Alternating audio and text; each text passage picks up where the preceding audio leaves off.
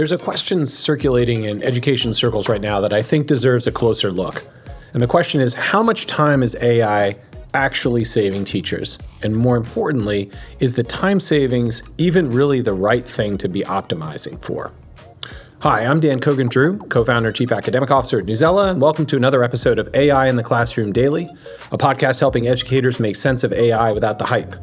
In full transparency, I use AI as a thinking partner in preparing each episode because I think the best way to talk honestly about AI in education is to work with it openly. So let's dive in.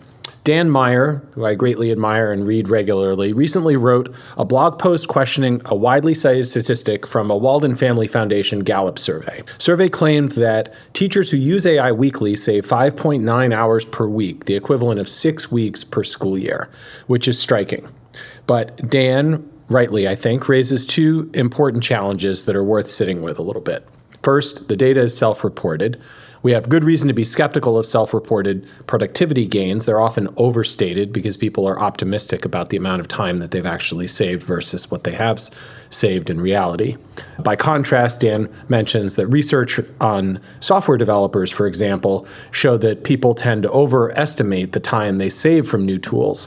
In some cases, objective measures, when compared to what the self-reporting data was, show that the tools are actually adding time, not saving it, which is a strange kind of irony. Second, the 5.9 hours figure is extrapolated from a very small slice of the survey data. And so it's being generalized into a very sweeping headline that doesn't hold up under scrutiny, as Dan is saying. So let's just pause for a second on that claim. Even if it's directionally true, let's just say that it is, we really should be asking, what is AI saving teachers time on? And is that the right place to be saving time? Because you can optimize for one thing, you can optimize for another, and we need to be careful that we're not optimizing for the wrong things. And that's what Dan Meyer, I think, is provoking us to think about, is that we could even save more time simply by not assigning work. If that's the goal, we could just save all the time in the world. And that reframe, as an extreme example, forces the question, what are we actually trying to optimize for? So I want to shift our camera, so to speak, to talk a little bit about, instead of teacher productivity, something I find a bit more compelling, which is what's AI making possible for students? And this came to mind when I read a recent Washington Post article that described something that I think is a genuinely instructive model for thinking this way. The article talked about a high school English teacher named Craig Schmidt who had his students write reflections on Fahrenheit 451 and then feed their writing into GPT for feedback. He didn't just let them loose with it. He gave them a structured worksheet. He told them how to prompt the AI, what to ask for, and he made it very clear that the AI was not going to give you great advice and that you needed to use your editing skills. You needed to put yourself as a human in the loop. And I think that framing matters enormously. The AI here is not being positioned as the authority. He's positioning it as a thinking partner. And increasingly, we're seeing different tools, Khan Academy, I think, being the most recent, position it as a partner, not as an authority. And the results, as reported in the Washington Post article, were interesting. For example, one student, Vince Lombardo, who's 15, said it was the first time a teacher had encouraged him to use AI rather than warning him away from it. And he found most of the feedback helpful, and he's been using the same iterative approach of submitting for feedback and revising ever since. And he was subsequently moved up to an honors English course. We can't say that was causal, but it was a good result for him. What Lombardo said that really struck with me is that he feels like he can write better now even without AI. And that's that concept of transfer. Is the experience that is happening, let's say, in a given setting or in front of a screen using AI, transferring to a different setting? And that transfer from AI-assisted practice to independent capability that he's now developed is really what we're trying to affect with good instruction. And so this is something that we've seen in Newsela Writing, the product that I've been working on most recently, where students who are receiving consistent AI feedback on sentence level writing begin to recognize those patterns in their own writing. We highlight sentences, as teachers do in their instruction with students. Sentences are of a certain type. They play a certain function in communicating or establishing an argument, a claim, evidence, reasoning, for example. There's a claim, a sentence, an evidence sentence, a reasoning sentence.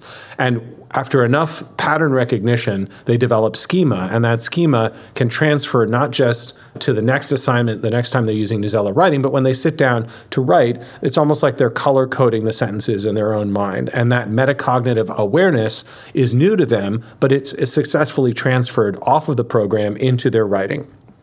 This also brings to mind some of the feedback that we've gotten as we talk to educators who are using our product, but generally I think it extrapolates well and it parallelizes well here to the piece in the post, where the teacher is positioning the AI as one voice, as one input into a process, not as the authority. And brings to mind a teacher who told us that one of the most effective methods that she uses with her students, which her department chair was alerting us to, is basically say, when you get feedback, just have a 3-column note taker and ask yourself in this feedback, which of it do I agree with? Which do I not agree with? And what am I going to do next? And simply normalizing the fact that you don't have to agree with all of it, that this is a perspective that's being brought to your writing, and it's your job to interpolate, and decide what you're going to do about it. And that moves the students from passively just taking the suggestions and trying to feed them into their writing and resubmitting to actively integrating that work, examining it critically, and making a deliberate decision about which pieces we're going to advance and which we're going to be left to the side. And the bigger point, I think, that we've seen with Newsella Writing is that it's introducing a richer conversation about writing. And it's not about the grades, but it's about why does the software say this? What is the rubric saying? And then we have common language through the rubric, through the language that the software is using, to have a conversation about writing. And I think that's the most important thing that we should be centering the conversation on when we're talking about using AI in the classroom. It's not about framing AI writing feedback as a time-saving tool for teachers. I think that would miss the point. It's not simply about giving them fewer papers to grade and a faster turnaround. That's important. John Hattie will tell you that you need to have timely, specific feedback for student writers. That's very important. But really, it's about using the AI as a thinking scaffold and giving the students the ability to work more independently and more reflectively and accomplish more iterations. And that's what is turning what used to be a kind of a one-way transaction of I write, I submit, I walk away. Maybe it takes a day or two at the best for me to get feedback. Now it is turning into an ongoing conversation. And the conversation is happening at a scale, at an individual level, that no single teacher, maybe the best teachers in the world, could pull this off for a single writing assignment. But to do it all year long for all of their students, day after day, is extremely challenging. So let me close with this. When you hear that headline that AI is saving teachers 6 weeks a year, I really want you to push back on that a little bit. I want you to think critically about whether that's true. And if that is true, what is the savings? Where is it actually being applied? And if it's being applied in the wrong ways, what might be lost? What's at stake here when we think about optimizing and using the AI as a tool for optimization and not thinking first about how it can help student learning? That's the version of AI and writing instruction that I think is worth paying attention to. So thanks for joining. I'm Dan Cogan-Drew, and we'll see you next time.